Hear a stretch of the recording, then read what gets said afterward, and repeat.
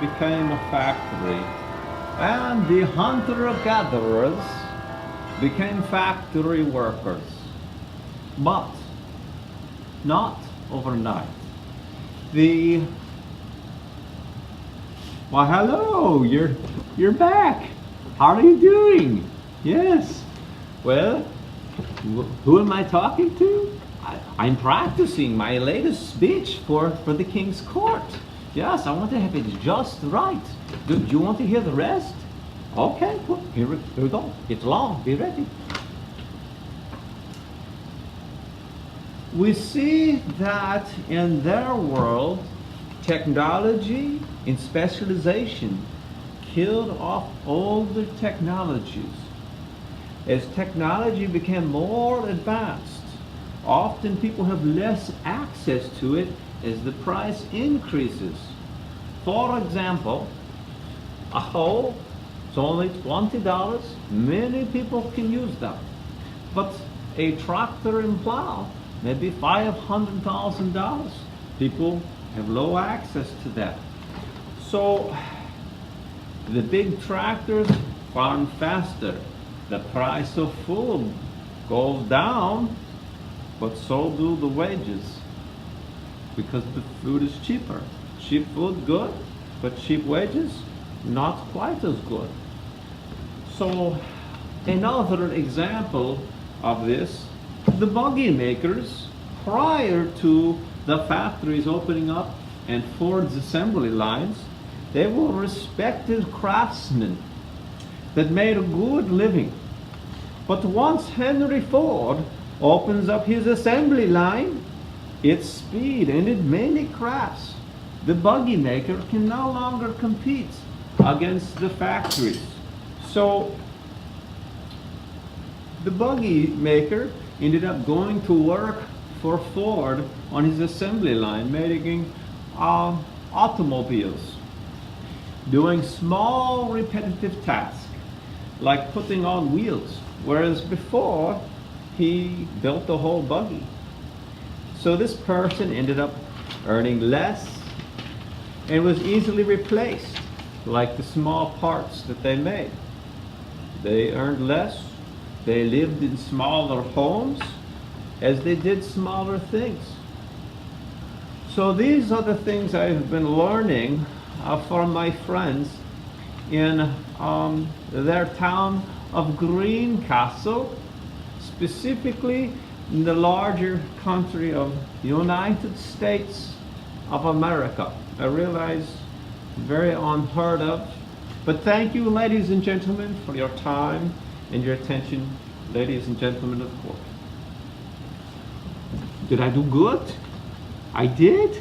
Good. Did I get most of the facts right in my speech? Yeah. Well, thank you. Well, I will keep practicing my speech, and hopefully it will get even better. But what's... Yes. Oh, and I had a little water up there. I don't know about you, but giving speeches, they make me nervous. Big crowds of fine people, all dressed up in their best to hear different speakers. Say, how was your Happy Meal the other day? It tasted unhappy? It probably was. Look at how it had to live. Virtually chicken prison. Yes. Do you know what it takes for a chicken to be exceedingly chipper, to be very happy? For it to want to be the early bird? That's right, worms. It takes lots of worms, bugs, crickets, grass. I love all that stuff. So, that's right. I never sent you. I said I was going to let you see Bernie's chickens. Well, we're going to change that today. We're going to find a way to get you there. I know I've got them here somewhere. Not that one. Not that one. That one. No. There, look at that one. That's weird. Not that one. This one? No. This one. Oh, here it is. Yes, yes.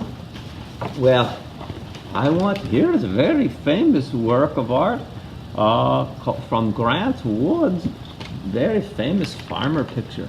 You need to focus on the picture. Imagine yourself there going into the farm. And there we go. Hello there. Eddie must have sent you back out. He wanted you to see how we farm in Art World. Well, here in Art World, we farm a little different. We're not into the big stuff. No CFOs here. No concentrated feeding operations. No big concrete and poop for miles. Here we do it like this. This be a chicken tractor. And let me show you how we move it once. Pick it up. See how the chickens, they'd be racing ahead. What do you think the chickens are excited about? They're looking for bugs, grass, seeds, just anything that they can get. See, in a CFO, they just got grain on concrete to eat. Here, this is much more happy. CFO, concentrated feeding operation. Concentrated just means a lot. I reach in through here like this, set up the bucket, dump some water in, and in this way, the chickens, they get fresh grass, their manure is spread over large areas, and they're happy chickens. Now, what you need for a good cage, they need a perch. You can kind of see the bamboo strips here. Bamboo, light. And we've got, I don't ever have to go in the cage. Come around to the side here. I'll show you some eggs, some food. If you look right in here is where I put the feed, and I can just put the feed in from the outside and sort of push it through that wire, and they jump up on their perch and they can eat. They like to sleep up high at night because chickens were originally a wild bird. They lived up in trees, and we decided to make them domesticated. Now if you come down here, we can get some eggs, and I can get to the eggs from the outside. Everybody loves eggs. There's one, there's two, and egg omelets and all these things, they're just awaiting. So this is a different way that you can get them different things to eat. So chicken tractor, good thing, good idea. Thanks for coming out.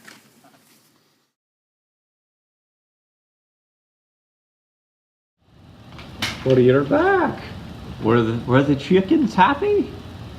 Exceedingly, for sure. Yes, they're running around chasing bugs, and yes, you know, 99% of the chickens in your world don't get to do that. They're like, that's chicken prison. Concrete, steel, yes.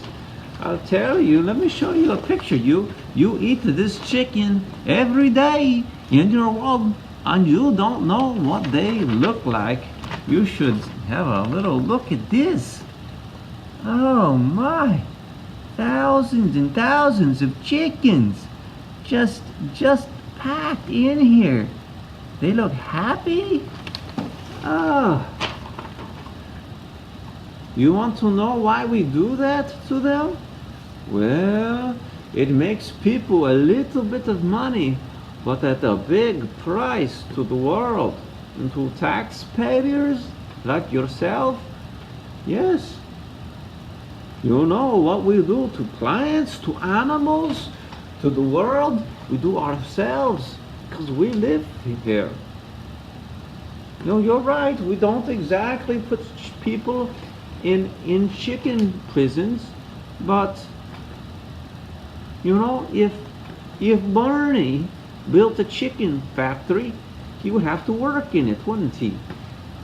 In those factories, like we're talking about, there's huge amounts of ammonia. As the waste breaks down, he would be breathing that in, and the dust.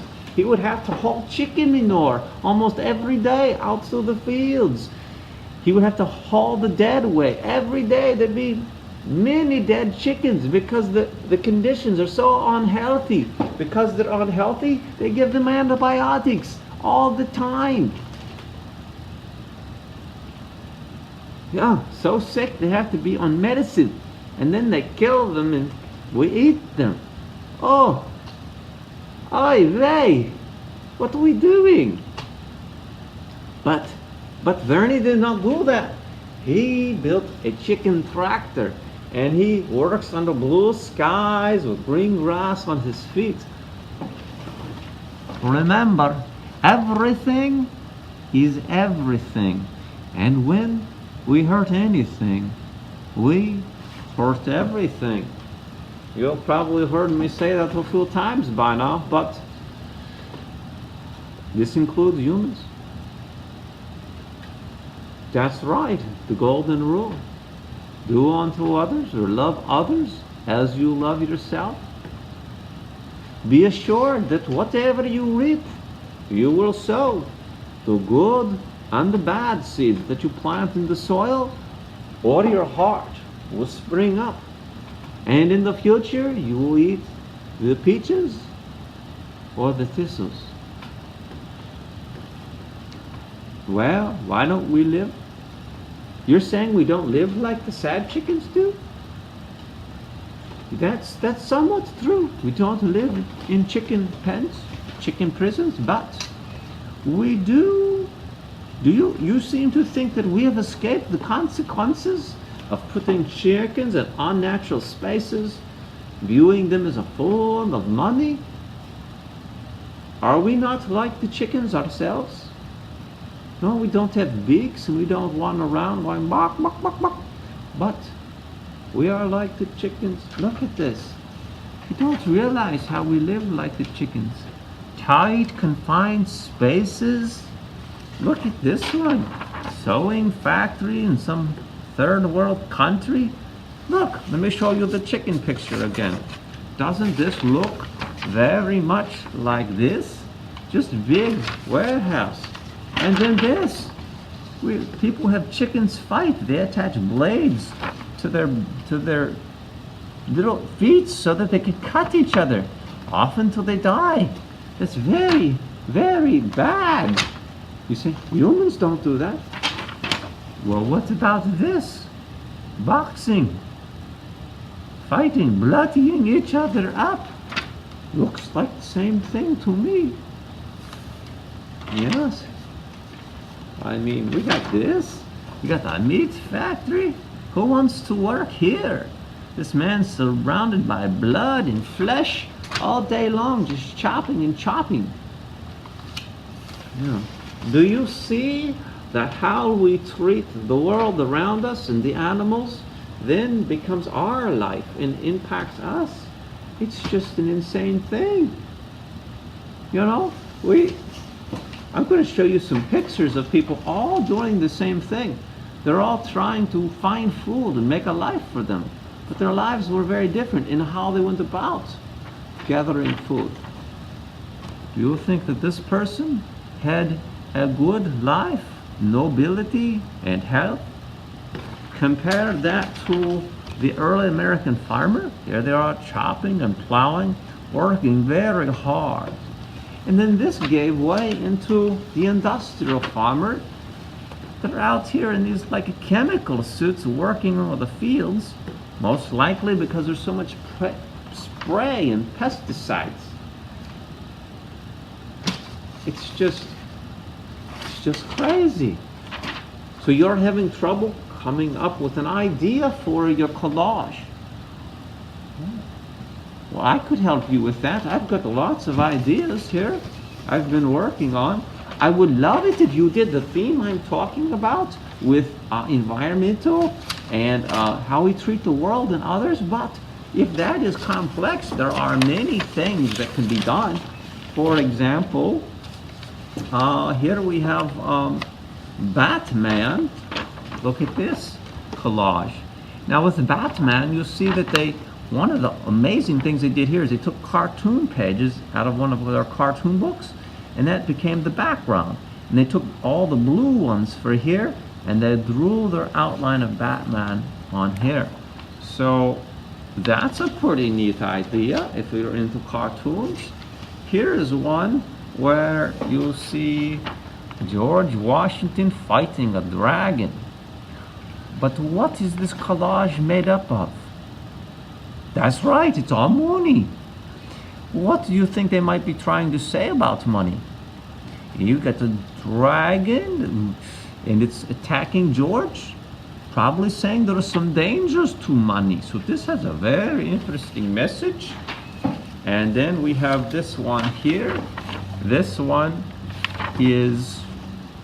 says help us, and this is the animals.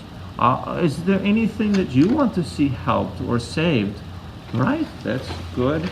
This one gets a little bit more personal. Here it says, I love you to the moon and back. And you see all the pictures of the people in a moon shape that they loved or love in their life. So you could make a collage of family members and friends and put it in a moon shape or some other shape to be more creative than just taking this one, right?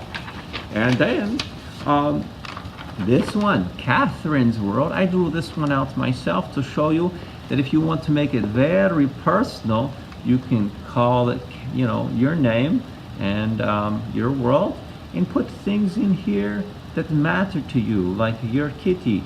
She plays sports. She's a cheerleader. She likes pizza. She has a cross for her faith. And here is her grandparents. And so this is another way to do a collage. So that idea of a collage, like we said before, is you're going out and you're cutting out pictures. You don't have to draw all the aspects, which makes it just so much more, you know, right into it. You don't have to draw every little thing, you know. So I should be about my collage. I got it here somewhere, and I just need to keep on working on it. So hey, good day.